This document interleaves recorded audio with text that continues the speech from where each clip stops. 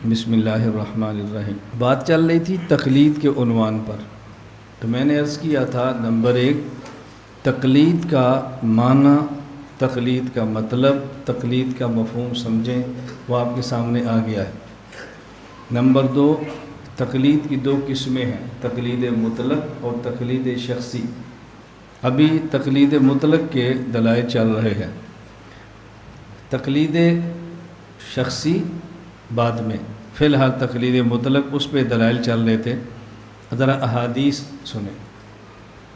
حضرت عمرو بن عاص رضی اللہ تعالیٰ عنہ فرماتے ہیں، رسول اکرم صلی اللہ علیہ وسلم نے فرمایا، اذا حکم الحاکم فاجتہد ثم اصاب فلہ اجران واذا حکم فاجتہد ثم اخطأ فلہ اجر۔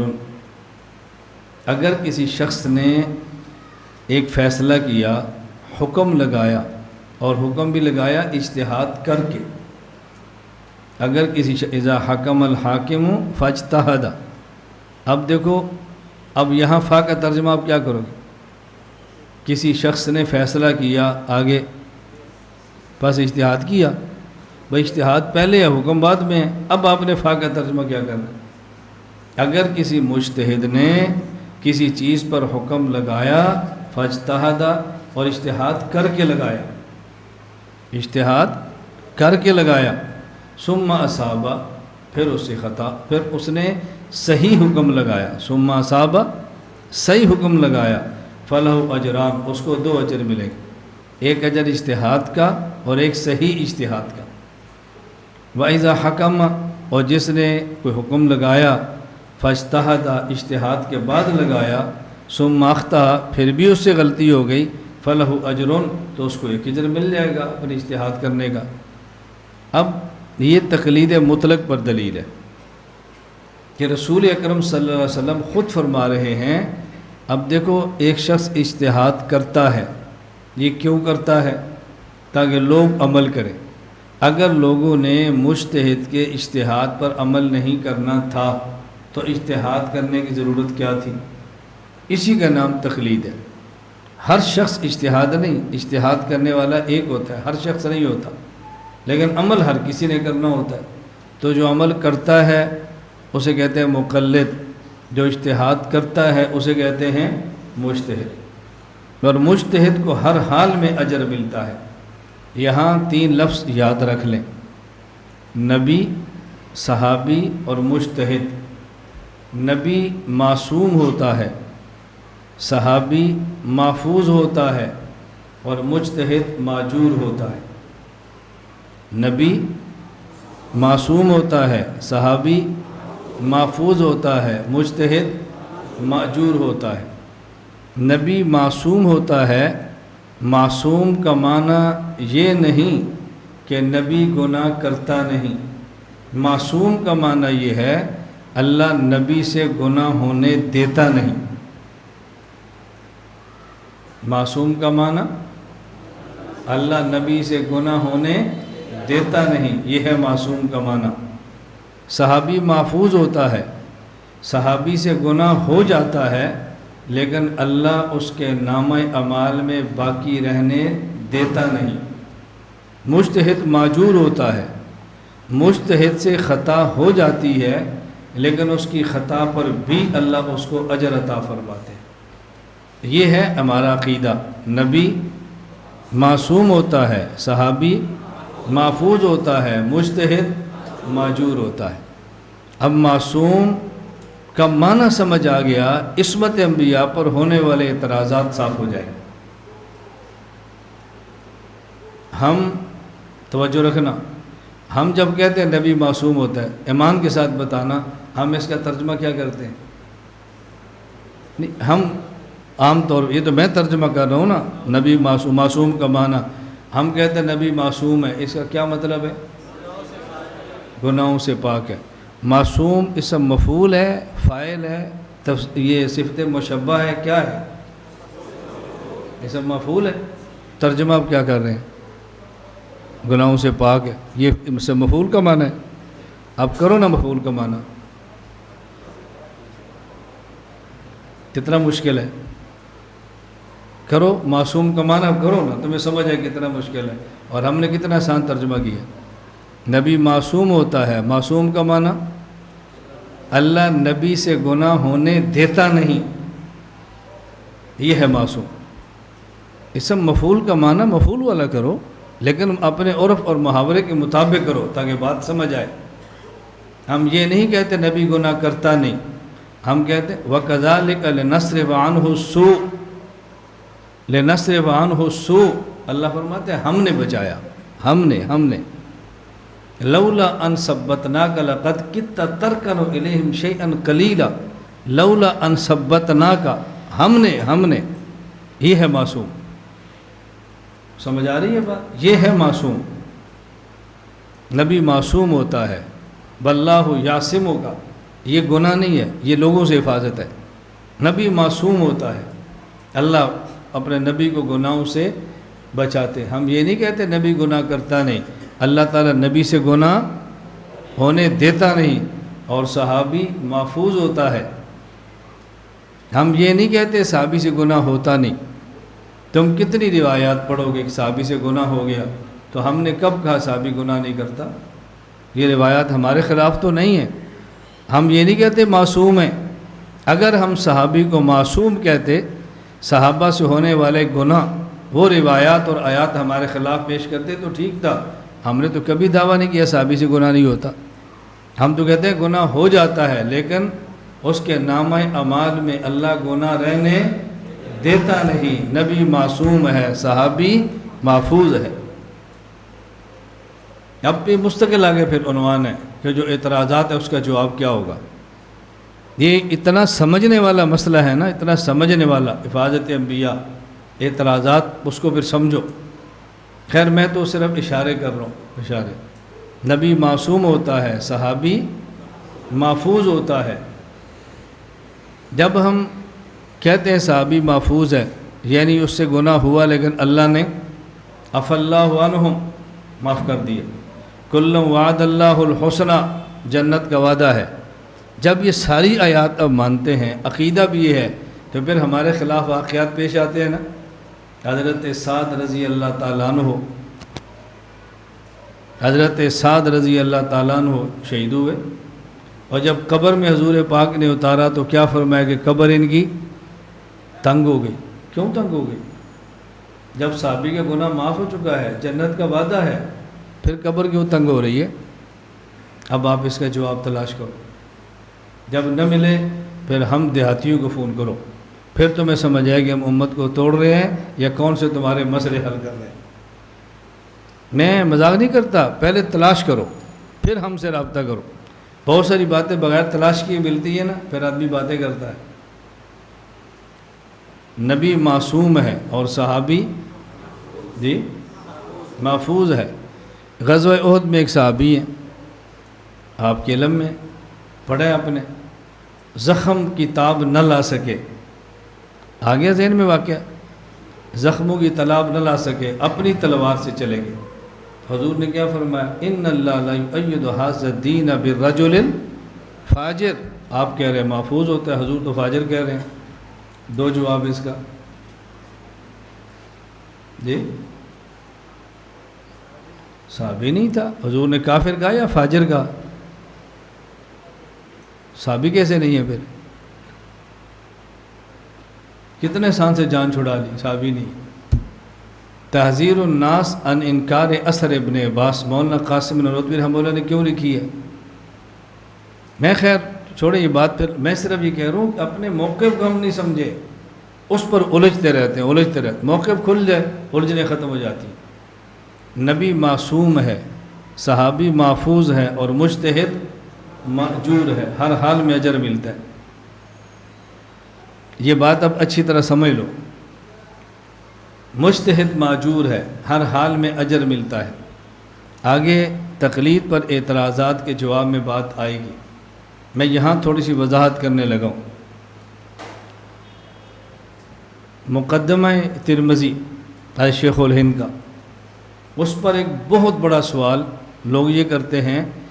شیخ الہند فرماتے ہیں والانصاف ان الترجیح والانصاف ان الترجیح للشافعی فی هذه المسألہ لکننا نحن مقلدون یجب علینا تقلید امامنا ابی حنیفہ۔ کہتے ہیں دیکھو شیخ الہند فرما رہے ہیں انصاف کی بات یہ ہے کہ مسئلہ امام شافعی کا ٹھیک ہے، لیکن چونکہ ہم مقلد ہیں ہم تقلید نہیں چھوڑ سکتے، حق کو چھوڑ دیں گے۔ بتاؤ کتنا سخت اعتراض ہے، بات سمجھ آ رہی ہے؟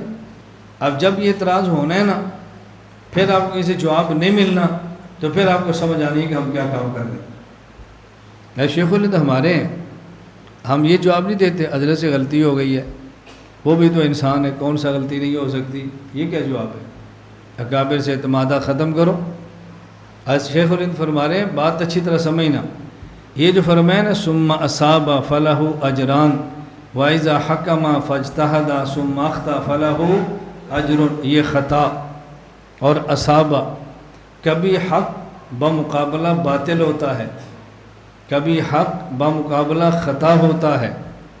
جب حق بمقابلہ باطل ہو تو حق جنت اور باطل جہنم، اور جب حق بمقابلہ خطا ہو تو پھر حق اجران اور خطا اجرن۔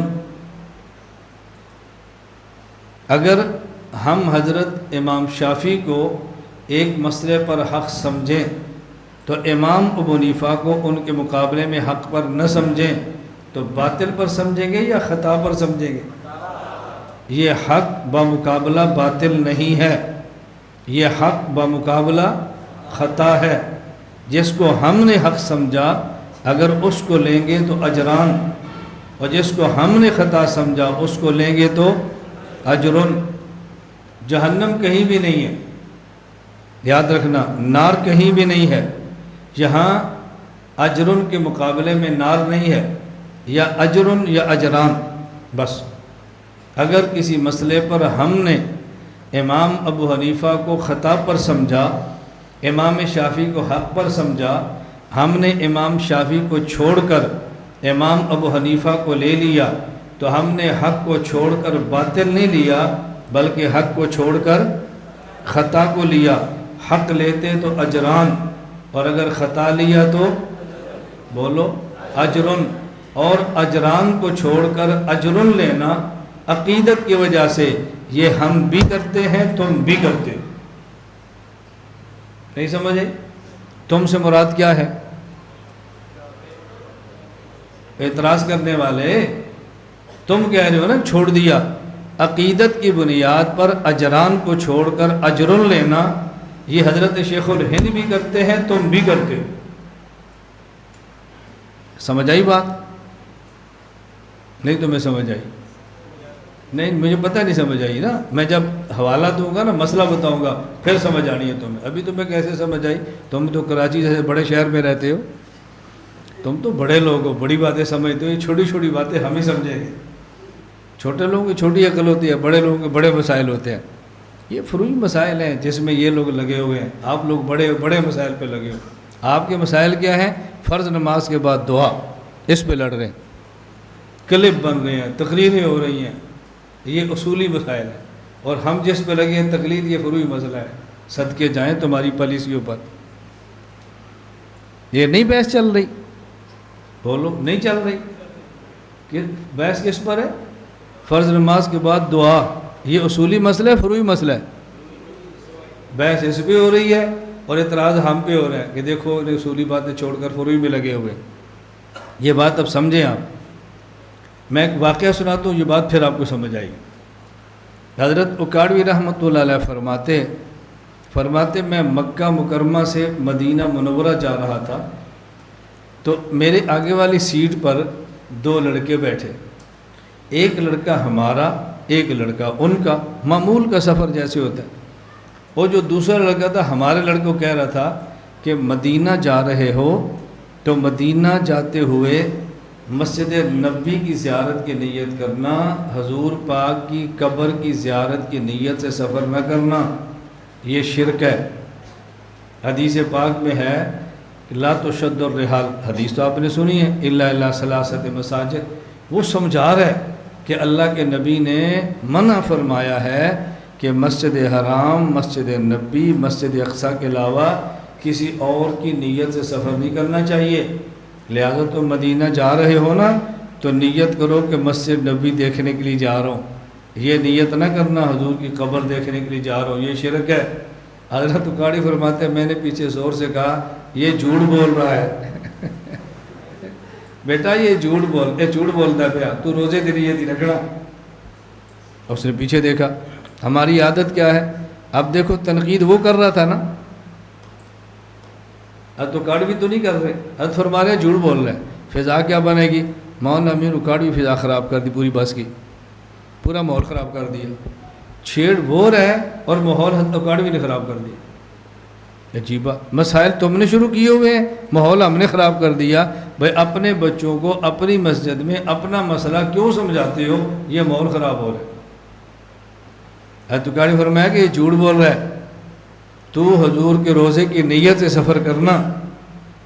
وہ لڑکا پیچھے گرم ہو گیا، آپ کیسے کہتے ہیں؟ حضرت اکاڑوی فرمانے لگے اب میں پنجابی میں سناؤں یا اردو میں سناؤں؟ سارا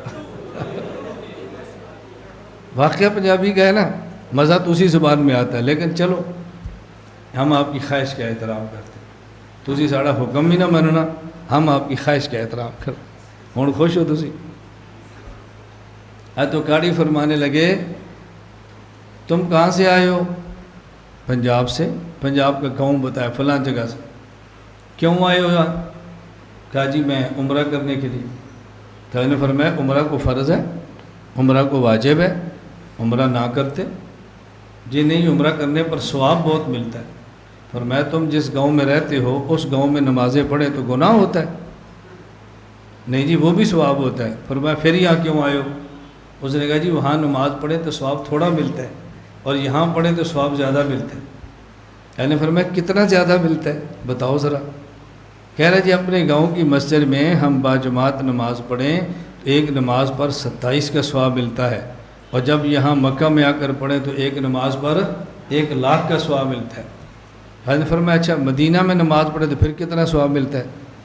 ہم تو کہتے ہیں نا ایک نماز پر مسجد نبوی میں پڑھے تو 50,000 کا ثواب ملتا ہے، وہ کہتے ہیں 50,000 والی روایت ضعیف ہے، صحیح حدیث یہ ہے کہ ایک نماز پر 1,000 کا اجر ملتا ہے، یہ وہ کہتے ہیں۔ حضرت نے فرمایا مدینہ پڑھے تو پھر ثواب کتنا ملتا ہے؟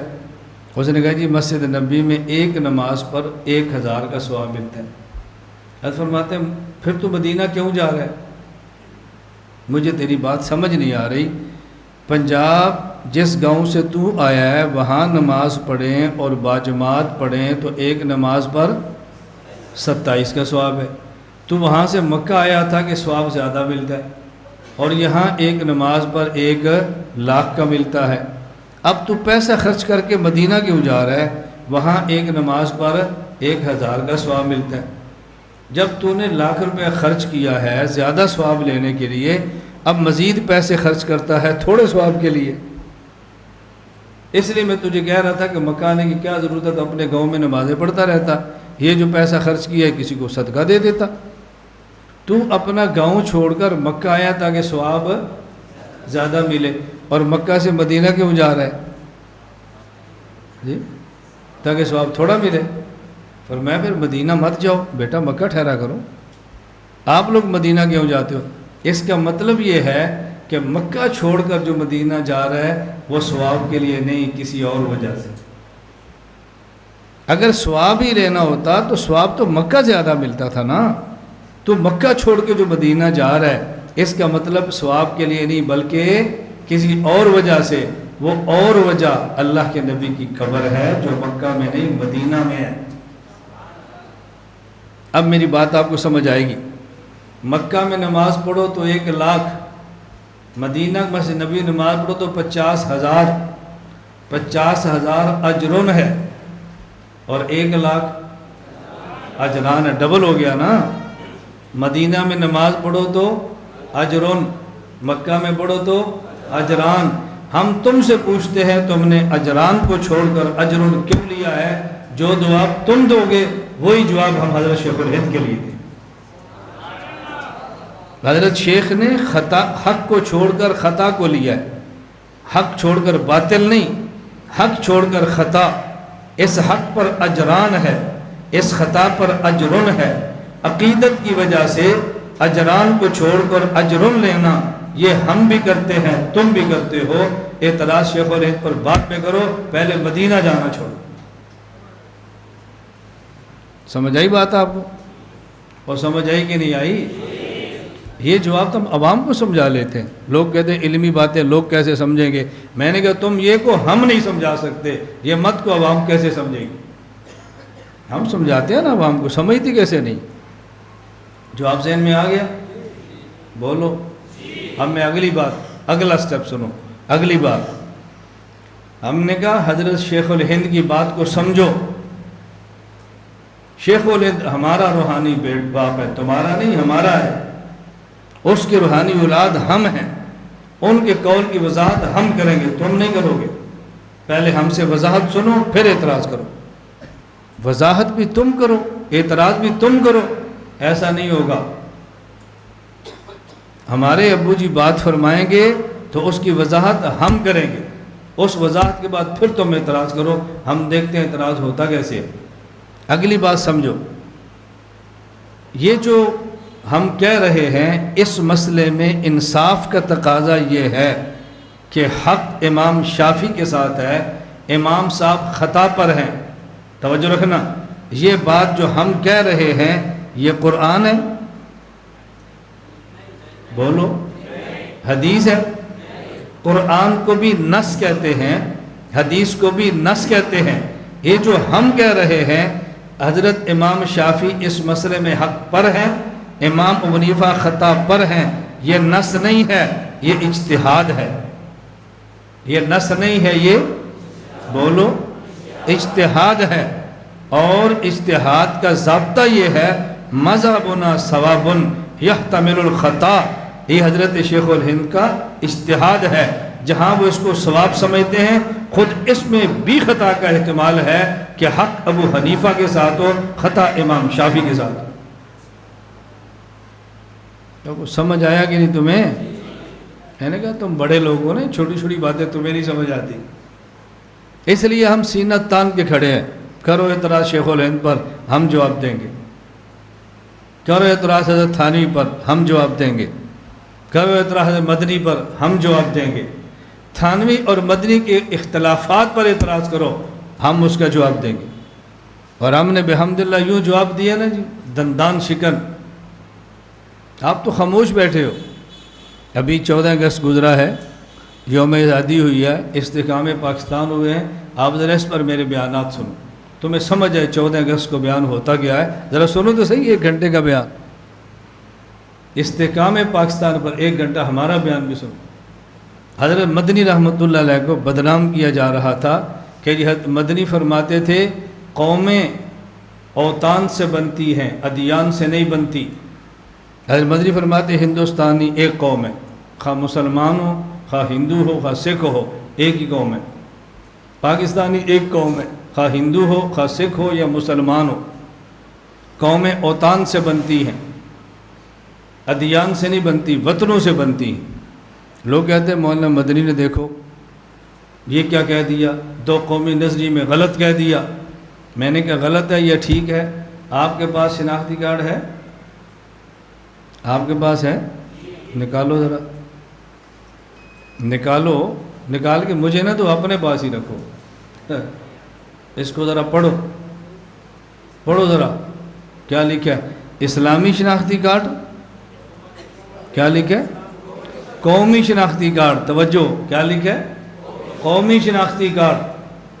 اگر کسی ہندو کی نیشنلٹی ہو، اس کا شناختی کارڈ دیکھو، اوپر کیا لکھا ہوگا؟ قومی شناختی کارڈ۔ کوئی سکھ ہو اور پاکستان کی نیشنلٹی ہو، کیا لکھا ہوگا؟ یہی بات مولانا مدنی فرماتے تھے نا، قومیں اوطان سے بنتی ہیں۔ پاکستان میں رہنے والا ایک قوم ہے، خواہ ہندو ہو، خواہ سکھ ہو، خواہ مسلمان ہو۔ حضرت مدنی پر اعتراض ہوتے تھے، نادرہ وہی بات کہہ رہا جو مولانا مدنی کہہ کر گئے تھے۔ سمجھ آ گئی بات؟ تمہارے پاکستان میں 2 قسم کی اسمبلی ہیں، نمبر 1 صوبائی، نمبر 2 اسلامی اسمبلی۔ جی قومی اسمبلی کیوں؟ یہ مسلمانوں کی اسمبلی نہیں ہے، قومی کیسے ہو گئی؟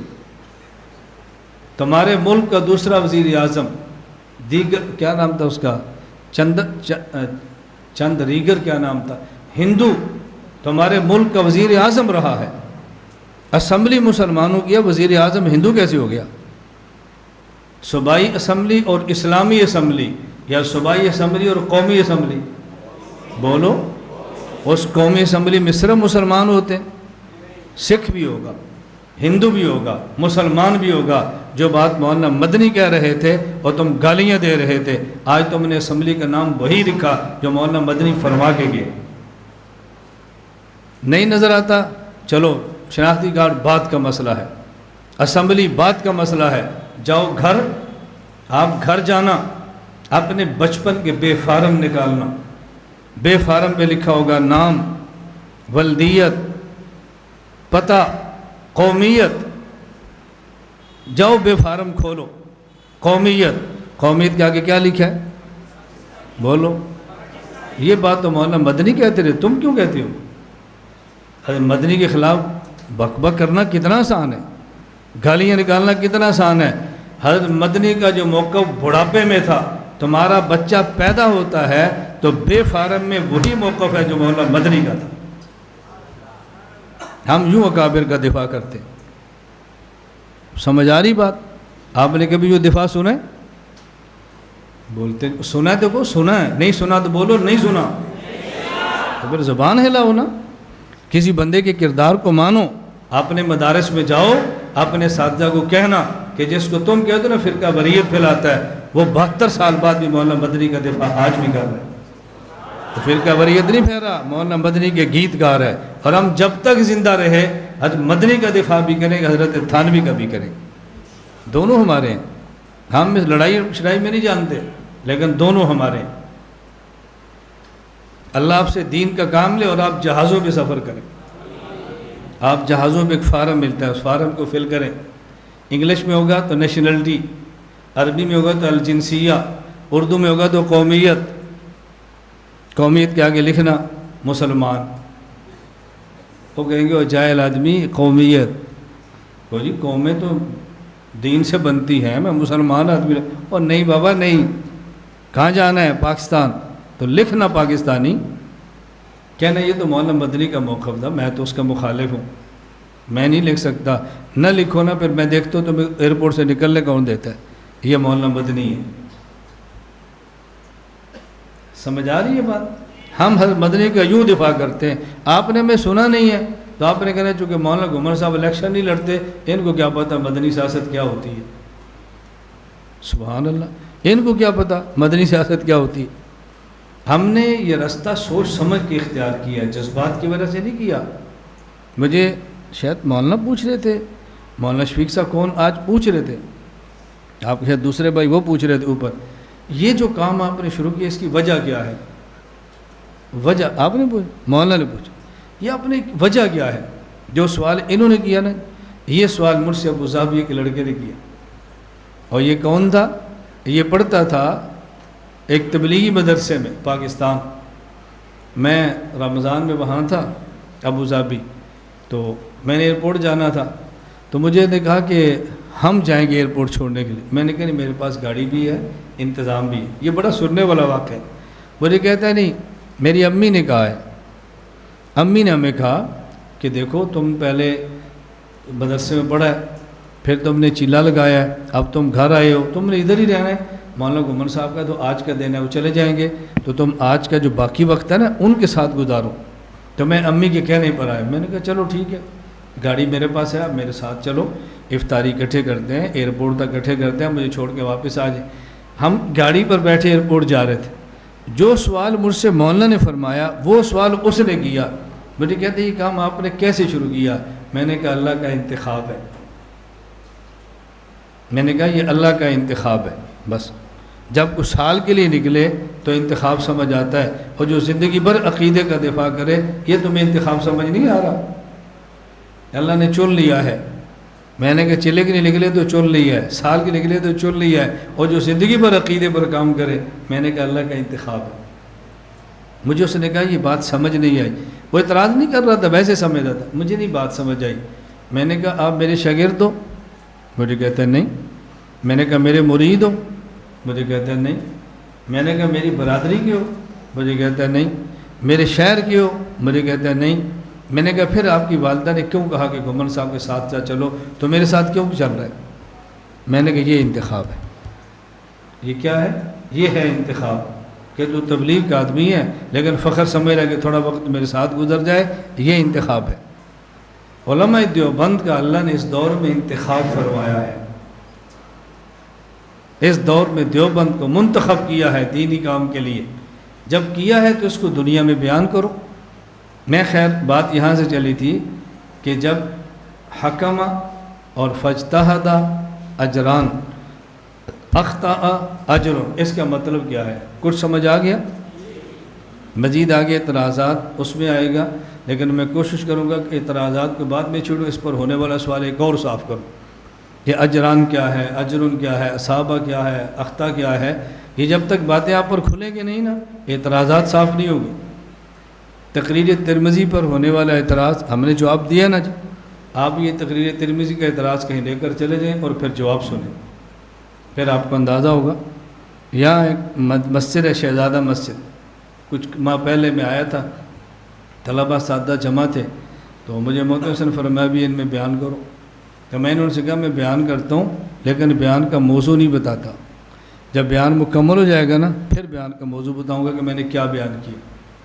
میں نے جب گھنٹہ یا 2 گھنٹہ، مجھے یاد نہیں ہے، 1.5 گھنٹہ 2 گھنٹہ تھا، جب بیان مکمل ہو گیا تو میں نے کہا میرے آج کے بیان کا عنوان ہے وحدت الوجود۔ میں نے کہا دیکھو کوئی مشکل آئی؟ کہا جی نہیں۔ میں نے کہا سمجھ آ گیا مسئلہ؟ کہا گیا۔ میں نے کہا یہی وحدت الوجود، دنیا کا مارکۃ الارا مسئلہ، دنیا کا مشکل ترین مسئلہ وحدت الوجود۔ اور ہم وحدت الوجود پہ میں ابھی شروع ہو جاؤں، آپ سمجھو گے نورانی قاعدہ اللہ بات تھا سا چل رہا ہے۔ یہ وحدت الوجود اتنا آسان ہے، آپ سن کر حیران ہو، اتنا آسان مسئلہ ہے۔ پھر میں نے ان طلباء علماء سے کہا، میں نے کہا اب کسی بھی جگہ پہ جاؤ، ہم نے وحدت الوجود کا مسئلہ سمجھنا، پھر آپ دیکھیں جواب کیا ملتا ہے۔ اور ہمارے پاس بیٹھے، میں نے کہا ہم نے بیان بھی کر دیا، اپنے پاس آڈیو رکھ لیں، سفر میں جائیں سنتے رہیں، ایک وقت آئے گا سن کر آپ کو شرح صدر ہو جائے گا، آپ کے لیے بیان کرنا بہت آسان ہو جائے گا۔ میں پھر عرض کرتا ہوں کہ ہمارے دورے کا بنیادی مقصد یہ ہے، نمبر 1 طلباء کا رخ ٹھیک ہو، اپنے عقائد سمجھ آئیں، اپنے دلائل سمجھ آئیں، اور دلائل کو بیان کرنے کا سلیقہ آئے، اور اس کے ساتھ ساتھ پھر اپنی عملی زندگی بھی ٹھیک ہو۔ اس لیے ہم دلائل بھی پڑھاتے ہیں، ذکر بھی کرواتے ہیں، دلائل بھی پڑھاتے ہیں، تلاوت بھی کرواتے ہیں، دلائل بھی پڑھاتے ہیں، سورہ یاسین، واقعہ سورہ ملک کی تلاوتیں بھی کراتے ہیں۔ ہم کتنا اہتمام کراتے ہیں۔ بعض چیزیں نا بدنامی ہوتی ہے۔ اب دیکھیں آپ چل رہے ہیں، فجر کے بعد کیا ہوتا ہے؟ بولو، پہلے سورہ یاسین، پھر کیا ہوتا ہے؟ مغرب کے بعد اوابین، اور پھر سورہ واقعہ، عشاء کے بعد۔ یہ خانقاہی اعمال نہیں ہے؟ بولو ایمان کے ساتھ بتاؤ، کسی بندے کے ذہن میں آتا ہے ہم کسی پیر صاحب کے پاس خانقاہ میں بیٹھے ہیں؟ کسی کے ذہن میں نہیں۔ کہاں گئے تھے؟ مناظرہ پڑھنے کے لیے۔ کرتے کیا تھے؟ ذکر۔ یہ کیسا مناظرہ جہاں ذکر ہو رہا ہے؟ وہاں کیا ہو رہا ہے؟ مناظرہ کورس۔ معمولات کیا ہیں؟ تہجد، ذکر، تلاوت، سبق۔ یہ کیسا مناظرہ کورس ہے؟ یہ عجیب بات ہوتی ہے نا۔ اور یہی بات آپ کسی خانقاہ میں چلے جائیں، کہاں جا رہے ہو؟ خانقاہ میں۔ اعمال کون سے ہیں؟ وہی۔ ہمارے اضافی عمل کیا ہے؟ نوافل، اذکار، ترک معاصی، اعمال صالحہ کا اہتمام، اور اضافی عمل عقائد کی محنت۔ اسے کہتے ہیں نظریہ، اور خانقاہی نظام کو کہتے ہیں تزکیہ۔ ہم کوشش کرتے ہیں کہ نظریہ اور تزکیہ اکٹھا کرتے ہیں، عقائد کی محنت بھی کریں اور اعمال بھی ٹھیک کریں، بس دونوں چیزیں چلیں۔ ورنہ ہمارے ہاں تو عام معمول ہے، مثلا میں آپ کے یہاں کسی جگہ پر آ جاؤں نا، کراچی میں زیادہ ہوتا ہے، باقی جگہوں پہ کم ہوتا ہے، ہوتا اور بھی ہے لیکن کم ہوتا ہے۔ میں اعلان ہوگا نہیں، آج مولانا گھمن صاحب کا اصلاحی بیان ہوگا۔ اصلاحی کا لفظ کیوں اضافہ کیا ہے؟ بھائی عقیدے پر بیان نہیں ہوگا، یہ مطلب ہے اصلاحی کا، اعمال پر بیان ہوگا۔ عقیدے کو ٹھیک کرنا فساد ہے، اور عمل کو ٹھیک کرنا اصلاحی ہے۔